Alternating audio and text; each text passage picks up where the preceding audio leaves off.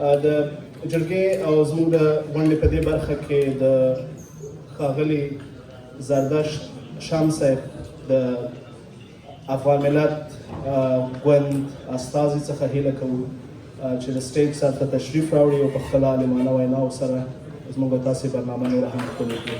ښاغلی زردشت شام.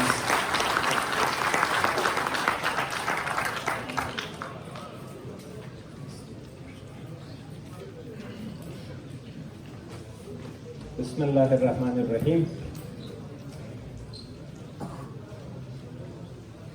اول خو د پی ټی ایم یو کې ټول مشرتابه ډاکټر صاحب ابراهیمي او ملګرو ته کور ودانۍ وایم.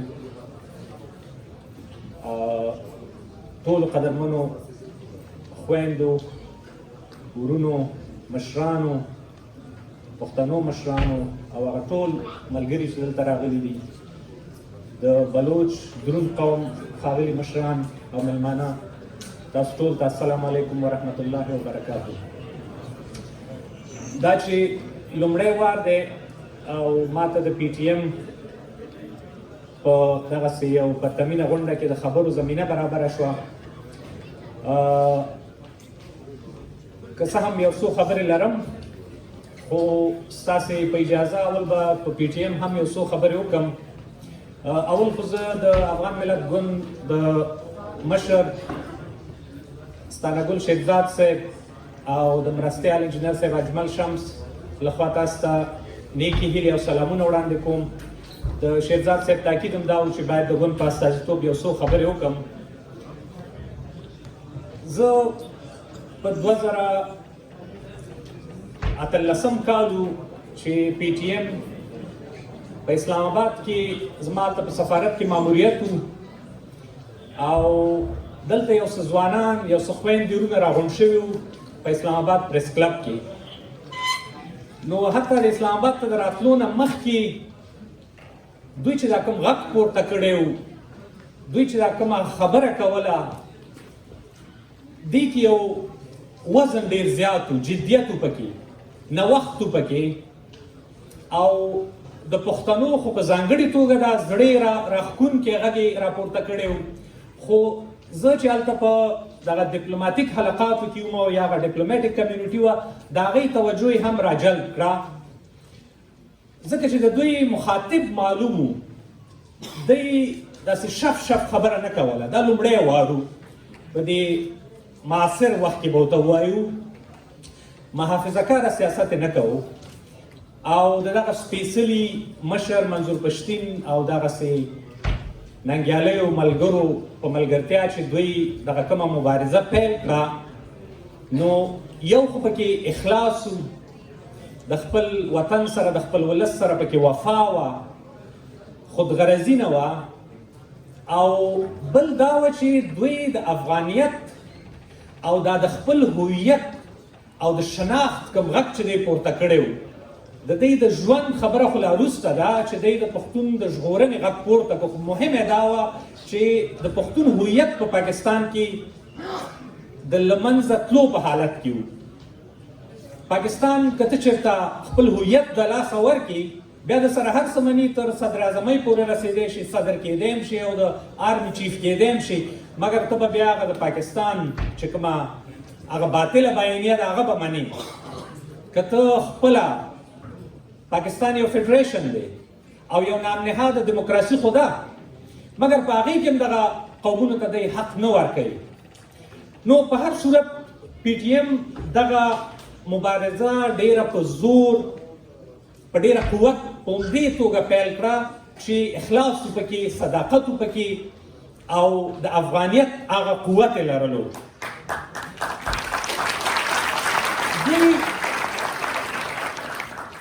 پی ټي ایم داسې نه ده چې دوی دا خبره یوازې دی شروع کړه، دا د پښتنو تاریخ ته چې وګورو، دغه د ملتپاله مبارزې ته چې وګورو، باچا خان، صمد خان شهید، فقیر ای پی فقیرو، لکه دغه لاره را روانه وه، نور مشران مو، مګر متاسفانه دوی د پاکستان په دې داخلي سیاست کې، په دې پارلماني سیاست کې، په اسمبلی کې او په سینټ کې او په وزارت کې او په دې چوکۍ او کوڅه پخوم او ملازمت ورکوم، هلکه د یو قوم هویت له منځه ځي، د دې شناخت له منځه ځي، د دې ژوند له منځه ځي. دا مهم دی. نو پی ټي ایم دغه مبارزه زور هم پکې بدیو، قوت هم په دې پیدا کړو او پښتنو کې هغه چې کوم پښتنو ته قدر ورکړو، هماغسې عکس العمل یې وښودو. د هغې دلیل دا و.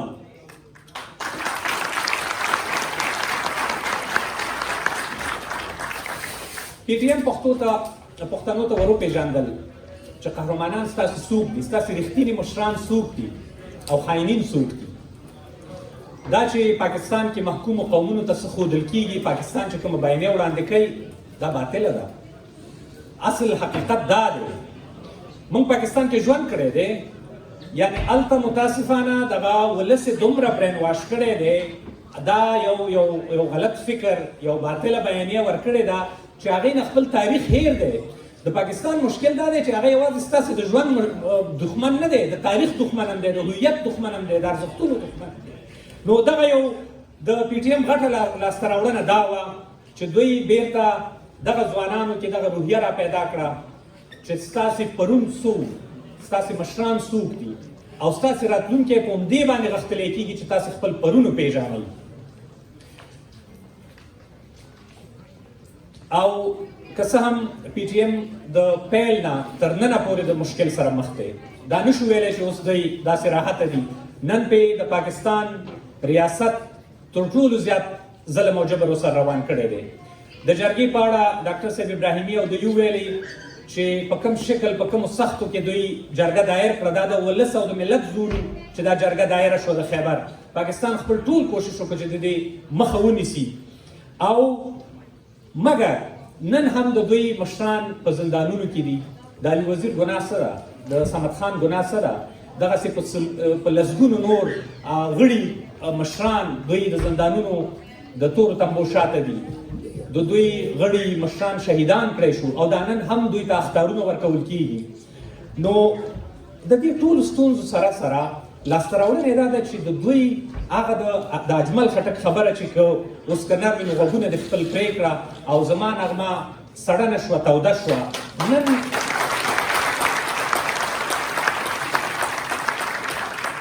د پی ټي ایم دغه غږ بیخي زیات پیاوړی شوی دی.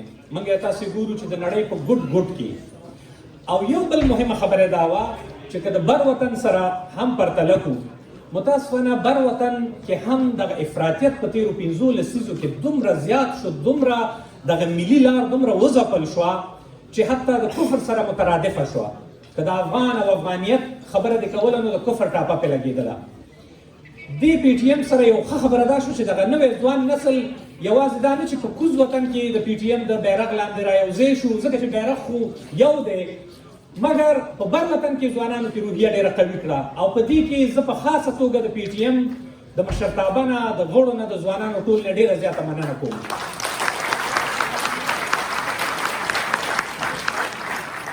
په پښتونخوا کې د پاکستان لخوا یو محاسبه شوی یا یو کنټرول انسرجنسي روانه ده. اوس په افغانستان کې هر عوامل چې دي، کورنۍ او بیروني او که هر څه خو بهرحال د اوسني واکمن راغله او یو نسبتا هغه فزیکي امنیت شته، حد اقل هغه ګرمه جګړه بنده شوه. د پاکستاني اسټابلیشمنټ خو کاروبار جګړه دی، هغه اکانمي ټوله وار اکانمي ده. نو اوس په ډېر شدت سره کوشش روان دی چې په قبایلي سیمو کې، بلکې کوشش سره روان دی، جګړه شروع ده. یعنې اوس هماغه د افغانستان چې بر وطن کې چې کومه جګړه وه، اوس په قبایلي سیمو کې دغه جګړه په لاره اچول شوې ده. ځکه چې د جګړې نه خو د دوی بل څه زده نه دي، تجارت د دوی جګړه دی. ټوله لوبه دی همدغه د پښتنو په سیمه کې روانه کړې ده. همداراز د بلوچستان به هم ذکر وکړو. نو په دغه سیمو کې پاکستان په پښتني سیمو کې جګړه د دوی په خوښه روانه ده او ټول پوهېږي چې په کوم شکل دوی دا پیل کړې ده او څنګه یې پر مخ وړي. د دې جګړې ته چې رسا غږ دی د پاکستان د دسیسې مخنیوي لپاره هغه پی ټي ایم دی. اوس په پښتونخوا کې تاریخي د مبارزې له پلوه قوي ګوندونه شته. د پښتونخوا ملي عوامي ګوند دی، عوامي نېشنل ګوند دی، درانه مشران لري، مبارز مشران لري. په جرګه کې هم دوی ګډون وکړو، ژمنې وکړې، نه یوازې ملتپالو مشرانو، د ټولو پښتنو اچوي کراس د بورډ مشرانو پکې ګډون وکړو، دغسې علماو پکې ګډون وکړو، ژمنې وکړې. اوس دوی دا هر څه غورځنګ ته پرېښي. نو دغه ژمنې مشترکې وي، دغه هدف مشترک دی، دا مشکل مشترک دی، نو دې ته باید رسیدګي هم په مشترکه وشي. یوازې دا نه چې موږ یې منظور پښتون ته پرېږدو چې خطا د جرګې اوس لاسته راوړنه څه ده. نو خبره دا ده چې دغه ټول مشران به ځکه چې دوی ما په شروع کې مو ویلې چې دوی تا سره ووټ بینک باندې جنګ نه کوي. د سینټ یا د اسمبلۍ په سیټ دا سره نه لګي، ځکه چې دا خو پوهېږي چې دا هدف ډېر لوی دی، دا یو چوکۍ دپاره دا سیاست نه دی، که چوکۍ ته شو خو محدودېږي. نو اوس پکار ده چې دغه ټول ملتپاله ګوندونه دوی باید د غورځنګ سره ودرېږي. کومې ژمنې چې شوي دي د پښتون وطن نه د جګړې د ختمولو دپاره، هغې ژمنو باندې باید ودرېږي او د پاکستاني اسټابلیشمنټ نه جواب وغواړي. د پښتون وطن باندې باید دغه جګړه نور ودرېږي. پښتون دغه بې د درد تدرۍ نه باید خلاص شي.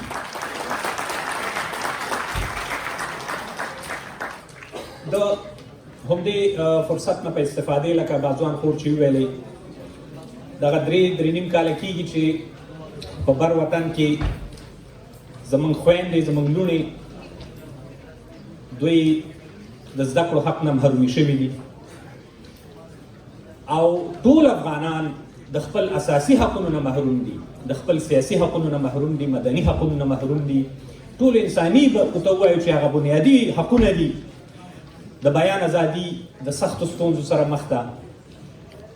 نو زه د افغانستان په اوسني واکمنو باندې غږ کوم چې ګوره هغه تکرار شوي اشتباهات چې په دې وطن کې مخکې شوي دي مې تکراروئ. یو ډله خلک راغله، هغوی دا وطن ټول سور کو او غوښتل چې بس ټول باید سره وي. ونه چلیدل او د هماغې د سقوط په نتیجه کې افغانستان کورنۍ جګړې ته لاړ. بیا بله ډله راغله، مجاهدین راغله، هغې ویل چې نه دا ټول باید شنه وي. هغوی هم ناکام شله. د هغې په نتیجه کې تاسي راغلی. تاسي سره چې د ولس ملاتړ نه و، نو په څو ورځو کې د واک ټغر ټول شو د وطن نه، ځکه چې ولس سره نه ولاړ. جمهوریت راغی، مګر متاسفانه په هغې کې چې په شروع کې کوم ډلې حاکمې وې، د هغې سترګې هم په تندي کې وې او هر څه انحصار کړه، واک یې انحصار کړو. کله چې بیا پوه شله او نړیوال هم پوه شله، هغه وخت بیا ناوخته شوی و، جګړه بیا ډېره ګرمه وه او طالبانو بیا فکر کوو چې اوس خو موږ ګټونکي، نو بیا دوی په خپلو شرایطو مذاکرې غوښتلې چې متاسفانه نتیجه یې ورنه کړه. خو بیا څه کورني عوامل او څه نړیوال او څه سیمه ییز عوامل شي چې تاسې ته بیا خدای پاک واک درکړو. نو د تاریخ نه باید زده کړه وکړئ، افغانانو ته خپل ټول جایز انساني مدني ټول حقونه ورکړئ، که نه نو دا وطن به بیا داسې جګړې ته کش شي چې خدای مکړه چې موږ نه هغه تېرې جګړې بیا هېرې کړي، نو د دې ټول مسؤلیت به بیا ستاسي. زه یو ور بیا د پی ټي ایم انګلستان د یو کې منندوی یم په ټوله کې د پی ټي ایم. د اروپا نه چې کوم ملګري راغلي، ملک بازی او دوی سره همکاران، دوی ټولو ته هم ښه راغلی وایم او د پی ټي ایم یو کې نه بیا هم مننه چې دغسې غونډه برابره کړه. بس لر او بر یو افغان، ډېره مننه. خدای پامان.